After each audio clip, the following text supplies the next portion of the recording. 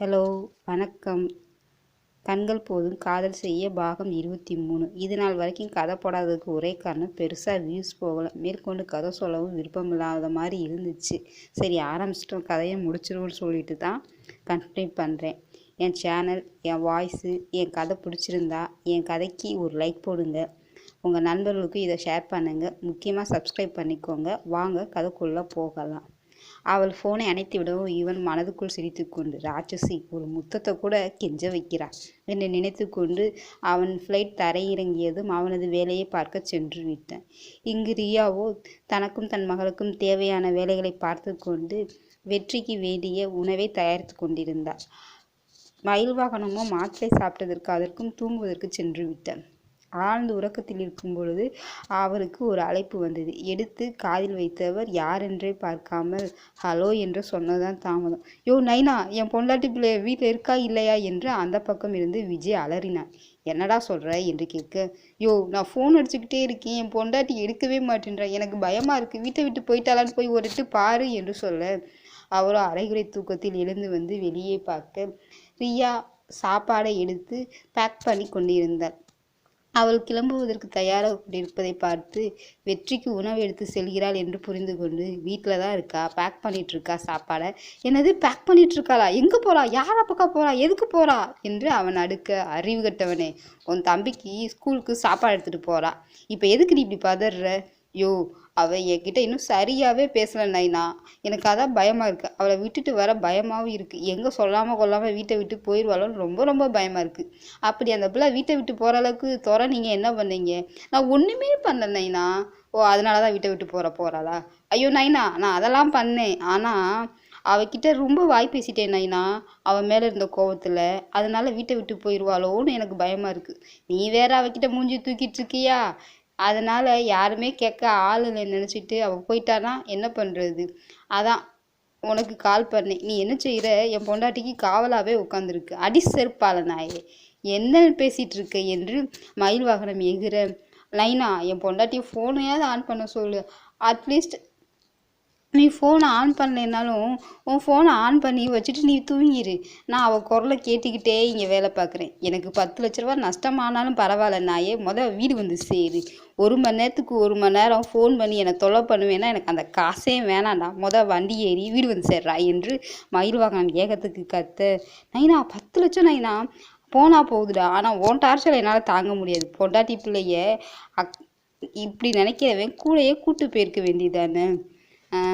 அது எப்படி நைனா, கல்யாணம் ஆன ஒரே நாளில் அடுத்த ஊருக்கு வான்னு சொன்னால் அவள் வருவாளா? உன்கிட்ட இருந்து பிரிக்கிறேன்னு அவன் நினைக்க மாட்டான். அட நல்லவனே, நீ அவளை நல்லவனா?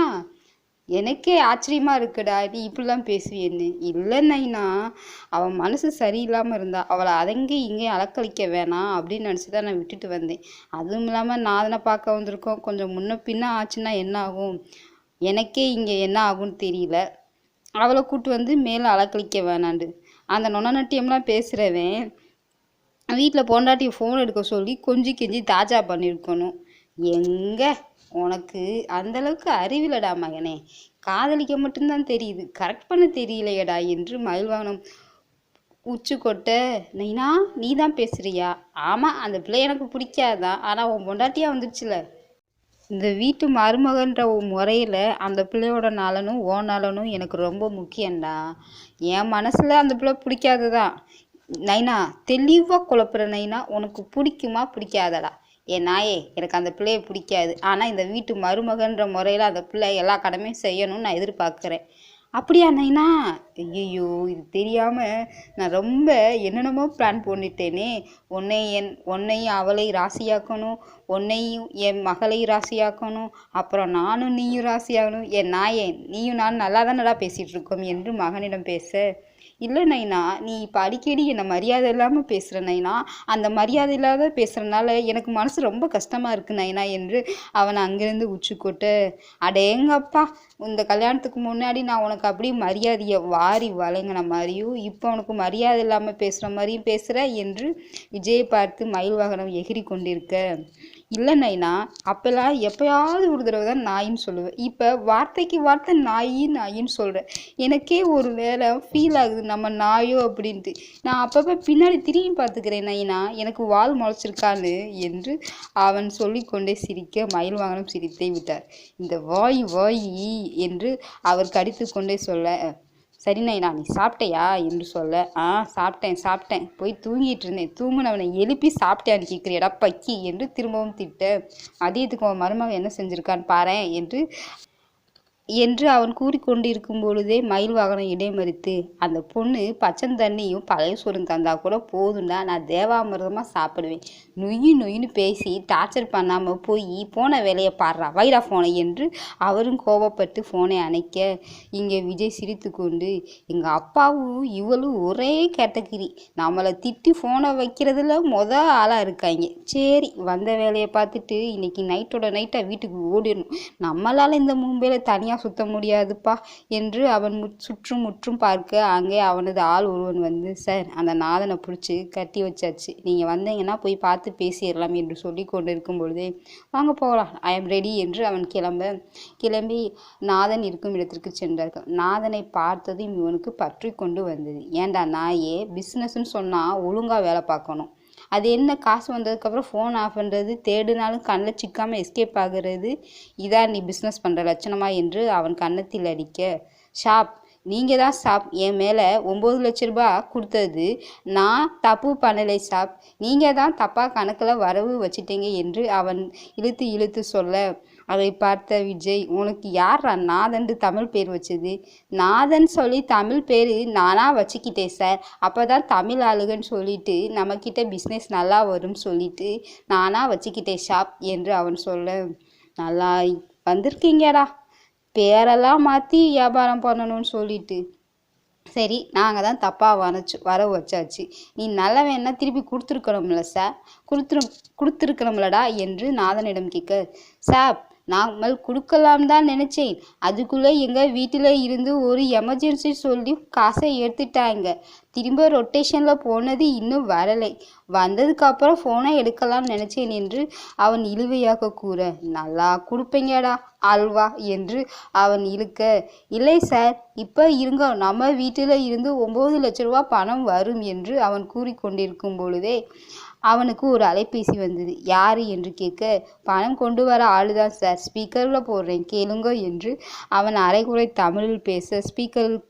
ஃபோன் ஆன் செய்து, பணம் எடுத்துகிட்டு வந்துட்டுருக்கேன், நான் வர 10 நாள் ஆகும் என்று சொல்ல, என்னடா 9 லட்ச ரூபான்னு சொல்லிட்டு 10 நாள் ஆகும்னு சொல்கிறான் என்று நாதனை விஜய் ஏறிட்டு பார்க்க, அவன் பொய் சொல்கிறான் சாப், இப்போ நான் பேசுகிறேன் சாப், நான் ஹிந்தியில் பேசுகிறேன் சாப் என்று அவன் ஹிந்தியில் ஏதோ சொல்ல, அந்த பக்கமும் ஹிந்தியில் ஏதோ பேசப்பட்டது.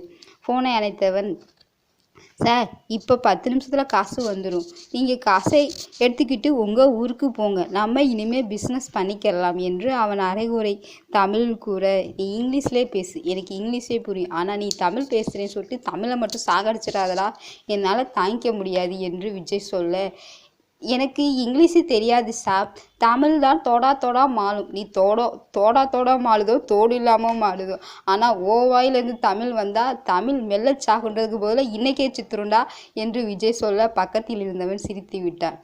என்ன சிரிப்பு என்று கேட்க, இல்லை சார், நீங்கள் இந்த ரணகாலத்துலேயும் தமிழ் பற்ற கட்டி காப்பாற்றுறீங்க பார்த்தீங்களா, அதை நினச்சி தான் சார் எனக்கு சிரிப்பாக இருக்குது, நான் தமிழண்டா என்று அவன் சட்டையை தூக்க, சார், எப்போ போகலாம் நம்ம ஊருக்கு, இந்த சப்பாத்தியும் இந்த சன்னா மசாலையும் சாப்பிட முடியாது, நம்மெல்லாம் ஒரு ஆட்டுக்கறியை ஒரு ஆளாக சாப்பிட்ற ரகம், எப்போ ஊர் பக்கம் போவோம், சோறு குழம்பு மோர் தயிர்னு சாப்பிடணும் சார், எப்படி தான் சார் இங்கே சாப்பிட முடியுது, வாங்க சார் ஊரை பக்கம் போகலாம் என்று அவன் இருக்க, எனக்கு மட்டும் என்ன வேணாண்டா இருக்குது, எனக்கும் ஆசையாக தான் இருக்குது, புது மாப்பிள்ளடா நான், சார் உங்களுக்கு கல்யாணம் ஆயிடுச்சா? ஆமாம், ஒரே ஒரு தடவை ஆயிடுச்சு சார், எல்லாத்துக்கும் ஒரு தடவை தான் ஆகும், எவனுக்காவது ஒருத்தனுக்கு தான் 1 2 3 4ன்னு வரிசையாக போகும் என்று பக்கத்தில் இருந்தவன் கூற, பாரேன் என் காற்று உனக்கு அடித்தோடனே நீயும் ரைமிங்கில் டைமிங்காக காமெடி பண்ணுற என்று அவன் சொல்ல, நேற்று தாண்டா ஆச்சு என்று அவன் சொல்ல,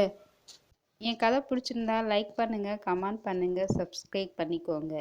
இந்த கதையோட தொடர்ச்சியாக முந்தைய பாகங்களை கேட்டு தெரிஞ்சுக்கோங்க. இது வரைக்கும் நான் 22 எபிசோட் போட்டிருக்கேன்.